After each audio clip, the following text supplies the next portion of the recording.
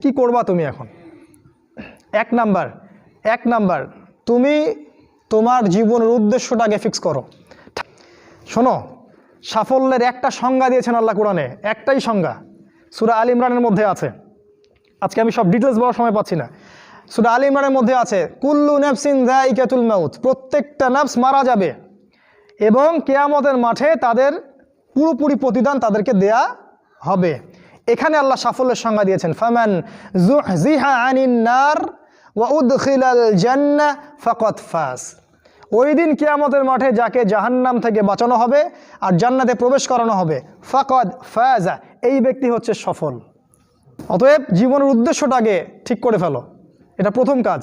দ্বিতীয় কাজ, তোমাকে জ্ঞান অর্জন করতে হবে। দ্বিতীয় কাজ, কিসের জ্ঞান অর্জন করবে? যে জ্ঞান তোমাকে আল্লাহর দিকে নিয়ে আসবে সেই জ্ঞান অর্জন করতে হবে। কোন কোন সাবজেক্ট পড়তে হবে তোমাকে প্রথমত কোরআন পড়তে হবে, তেলাওয়াত করা শিখবে, অর্থ জানবে, আরবি ভাষা শেখার চেষ্টা করো, কোরআনের আদেশ মানো, নিষেধগুলো ছেড়ে দাও এবং কোরআনের দাওয়াত মানুষের কাছে পৌঁছে দাও। কোরআনের দাওয়াত মানুষের কাছে পৌঁছে দাও এবং কোরআনের বিধান বাস্তবায়নের জন্য আল্লাহর পথে চেষ্টা করো। আর কি সাবজেক্ট পড়তে হবে? তোমাকে হাদিস পড়তে হবে, রাসূলের হাদিস, অসংখ্য হাদিস, এগুলো পড়তে হবে তোমাকে। আর কি পড়বে? ইসলামের ইতিহাস তোমাকে পড়তে হবে। ইসলামের ইতিহাস জানবে না তাহলে হীনমন্য জাতি হবে। তো ইতিহাস পড়তে হবে তোমাকে। আর কি পড়তে হবে? ইসলামের অর্থনীতি পড়বে। অর্থনীতি জানো না, তুমি হালাল হারাম বুঝতে পারবে না। ইকোনমিক্স পড়তে হবে, খুব ইম্পর্টেন্ট সাবজেক্ট এই জামানার জন্য। আর কি পড়তে? পলিটিক্যাল সায়েন্স, এই বিশ্ব রাজনীতি সম্পর্কে পড়াশোনা করবে, এটা গুরুত্বপূর্ণ সাবজেক্ট। এছাড়া জেনারেল লাইনে যে পড়াশোনাগুলো করছো এগুলো ভালো, আমি এগুলো পড়তে নিষেধ করিনি, আমি বলেছি এগুলোর শিকড়টা হবে ইসলামিক। তুমি ডাক্তার হও আর ইঞ্জিনিয়ার হও আর কি হও, এটাতে আমাদের কোনো আপত্তি নাই, শিকড়টা হতে হবে ইসলামিক, কোরআন এবং সুন্নাহ ভিত্তিক। আর একটা সাবজেক্ট পড়বে ফিকহ যদি না পড়ো তাহলে কি হবে জানো? তাহলে নফল মোস্তাহাব আমলগুলো নিয়ে মারামারি কাটাকাটি করে ফরজ ঐক্য নষ্ট করে ফেলবা। আর দু একটা সাবজেক্ট বলছি, জিওপলিটিক্স, ভূ রাজনৈতিক প্রেক্ষাপটটা পড়তে হবে তোমাকে। এর সাথে একটা সাবজেক্ট অবশ্যই পড়বে রাসূলুল্লাহ সাল্লাল্লাহু আলাইহি ওয়াসাল্লামের জীবনী। এই কয়েকটা সাবজেক্ট পড়তে পারো, শেষ জামানায় ইনশাআল্লাহ আল্লাহ পাক তোমার হাতে পতাকা দিবেন। 3 নাম্বার হচ্ছে জ্ঞান অনুযায়ী আমল করতে শেখো, দ্রুত যতটুকু জানলা আমল করতে শেখো, আগামীকালের জন্য ফেলে রাখবে না। আজকে যা শিখেছো আজকে আমল করো, রাসূলের সুন্নাহগুলোকে গুরুত্ব দিয়ে করো। প্রতিদিন 5 ওয়াক্ত সালাত মসজিদে জামাতের সাথে পড়তে হবে।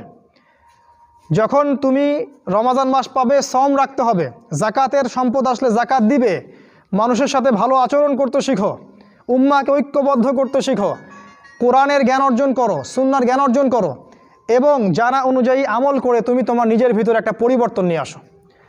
পবিত্র হওয়ার চেষ্টা করো, সব পাপ থেকে তওবা করে ফিরে আসো, রাসূলের সুন্নাহগুলোকে গুরুত্ব দাও। A to Z, বাথরুমে যাওয়া থেকে শুরু করে তোমার জীবনের প্রতিটা ক্ষেত্রে নবীজির সুন্নাহগুলোকে তোমার উপর বাস্তবায়ন করো। নিজের উপর সুন্নাহ নাই, তুমি সমাজে সুন্নাহ বাস্তবায়ন করতে পারবে না। 3 নাম্বার। 4 নাম্বার, আদর্শ পরিবার গড়ে তোলো। আদর্শ পরিবার গড়ে তোলার জন্য তোমাকে তাড়াতাড়ি বিয়ে করতে হবে। তোমার সামর্থ্য আছে, শারীরিক মানসিক সামর্থ্য আছে, রুজির একটা ব্যবস্থা আছে, বিয়ে করে ফেলো। 5 নাম্বার, তোমার সন্তানদেরকে মানুষ করে যাও। কালকে তুমি থাকবে না, তোমার সন্তানরা বেঁচে থাকবে। এক একটা সন্তান, এই যে বাচ্চাগুলোকে এমনভাবে বড় করতে হবে যাতে এরা আগামী দিনের ওমর হয়, আগামী দিনের হামজা হয়, আগামী দিনের খালিদ বিন ওয়ালিদ রাদিয়াল্লাহু আনহু হতে পারে ইনশাআল্লাহ। 7 নাম্বার, হালাল রিজিক অন্বেষণ করো তোমরা। রিজিকটা যত ছোট পেশা হোক না কেন, যদি হালাল হয় অবশ্যই সেটাই উত্তম। আর যত বড় পেশা হোক না কেন, যদি হারাম হয় সেটা তোমার জন্য জাহান্নামে যাওয়ার কারণ হবে। অনেক বড় পদ আছে কিন্তু সেখানে ঘুষ আছে, সুদ আছে, প্রতারণা আছে, সেখানে যাবে না, আল্লাহর ওয়াস্তে সেখান থেকে দূরে থাকো। আর তুমি যদি কৃষক হয়ে থাকো, তোমার রুজির মধ্যে হালাল থাকে, তুমি কৃষিকাজ করেই সংসার চালাও, কোনো সমস্যা নেই ভাই, কোনো সমস্যা নাই, লজ্জার কিছু নাই, অপমানের কিচ্ছু নাই, তুমি আল্লাহর কাছে প্রিয় বান্দা। আল্লাহ পাক বলেছেন, ইন্নাল্লাহা তাইয়্যিব লা ইকবালু ইল্লা তাইয়্যিব, আল্লাহ পাক পবিত্র, পবিত্র রিজিক ছাড়া তিনি গ্রহণ করেন না।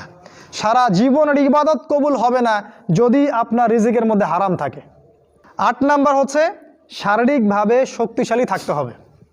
এর জন্য আপনাকে নিয়মিত ব্যায়াম করতে হবে, নিয়মিত ফিজিক্যাল এক্সারসাইজ বলেন, জিম বলেন, অন্য যে বিষয়গুলো আছে এগুলো আপনাকে করতে হবে।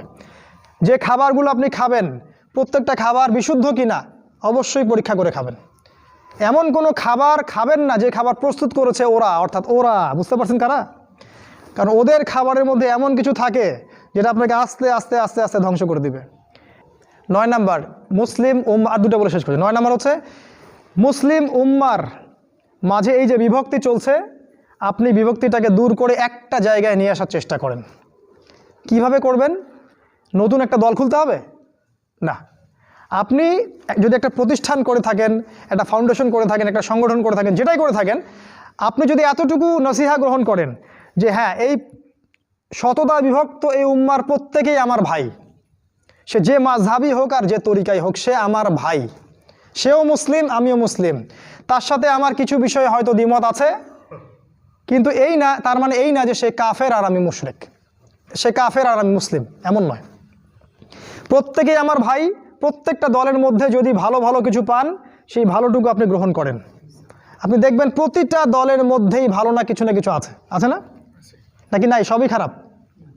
প্রত্যেকটা ইসলামপন্থী দলের মধ্যেই ভালো কিছু না কিছু অবশ্যই আছে। সেই ভালোটাকে আপনি নিয়ে নেন, ব্যাস হয়ে গেল।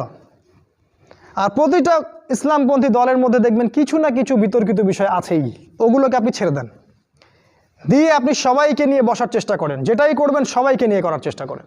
লাস্ট আরেকটা হচ্ছে আপনাকে আল্লাহ পাক যে সময়টুকু দিয়েছেন এই যৌবনের, এই দুনিয়ার জীবনের, আল্লাহর দ্বীনের দাওয়াত আপনি প্রচার করেন। আপনার মধ্যে যতটুকু এলেম কালাম আছে, বাল্লিগু আন্নি ওয়ালাউ আয়া, একটা আয়াতও যদি জানো আমার পক্ষ থেকে, প্রচার করে দাও। প্রতিটা দিন আপনি আল্লাহর পথে দাওয়াতের জন্য নেমে পড়েন। ফুল টাইম দায়ী হতে বলছি না আমি, পার্ট টাইম দায়ী হয়ে যান।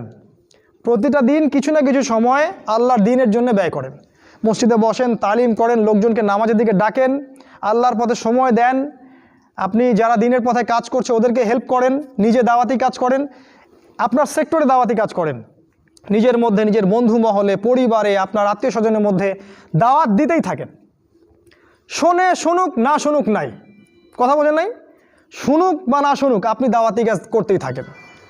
ইনশাআল্লাহ এই 10টা কাজ যদি আপনারা যুবকরা করতে পারেন, আমি আশাবাদী ইনশাআল্লাহ আগামী দিনগুলোতে আপনিই হবেন ইমামুল মাহদীর সৈনিক ইনশাআল্লাহ।